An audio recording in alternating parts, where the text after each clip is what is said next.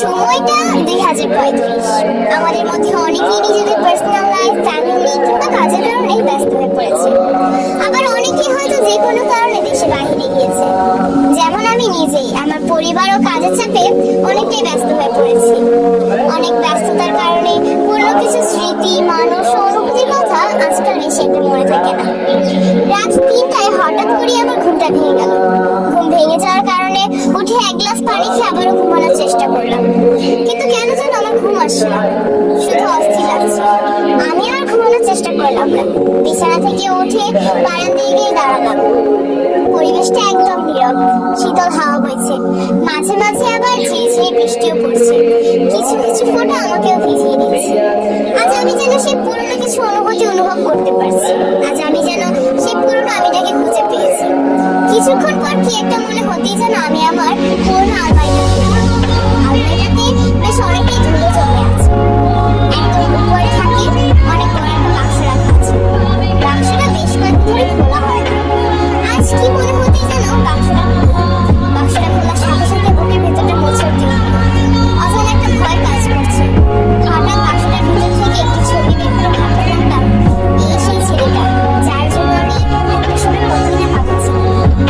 একটু হতেই চোখে পড়লো সেই 7জন ছেলের ছবি, যাদের জন্য পৃথিবীর লক্ষ লক্ষ কোটি কোটি আর্মি পাগল ছিল। সেই 7জন ছেলের জন্য, হ্যাঁ আমি সেই 7জন ছেলের কথাই বলছি, যারা কিনা আজ থেকে 8 বছর আগে আমাদের ছেড়ে চলে গেছে। আজ আরেককে সে পুরনো আরেমের মতো লাগছে, যে আরেক কিনা আমাদের আত্মবিশ্বাস করে তুলত। আজ জিনকে সে পুরনো জিনের মতো লাগছে, যে জিন কিনা আমাদের বলেছিল নিজের প্রশংসা নিজে করো, অন্যের প্রশংসা পরেও করা যাবে। আগের মতো লাগছে সেই যেই হোককে, যেই হোক কিনা আমাদের বলেছিল যে হাসিটা একটা ব্যান্ডেজের মতো, আর এই ব্যান্ডেজটা তুমি তোমার দুঃখের সময় সবসময় মুখে লাগিয়ে রাখবে, যেন কেউ বুঝতে না পারে তুমি দুঃখে আছো। ফিরে পেলাম আমি আমার পুরনো জিমিনকে, যারকে ক্যামেরা দেখে শুরু হয়ে যেত আর্মিদের সাথে ফ্লার্ট করা। মাঝে মাঝে না জিমিনকে দেখে আমার অনেক হিংসা হয়। এই ছেলেটি কেন এত সুদর্শন দেখতে, কেন এত কিউট।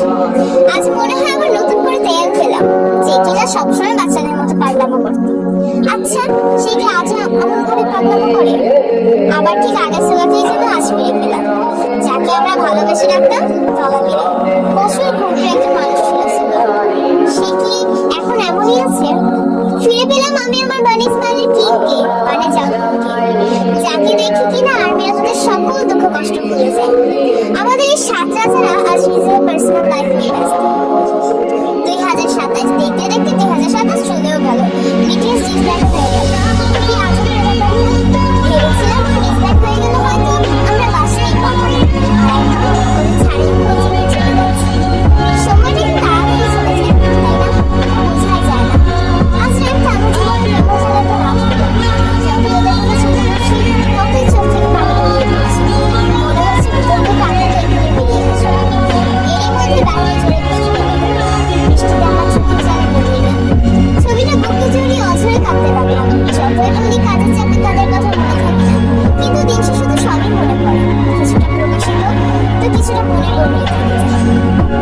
একটি সময় ছিল যখন তাদের কোনো আপডেট না পেলে দিনই যেত না, আর আজ কত বছর হয়ে গেল তাদের কোনো খবর নেই। একটা সময় ছিল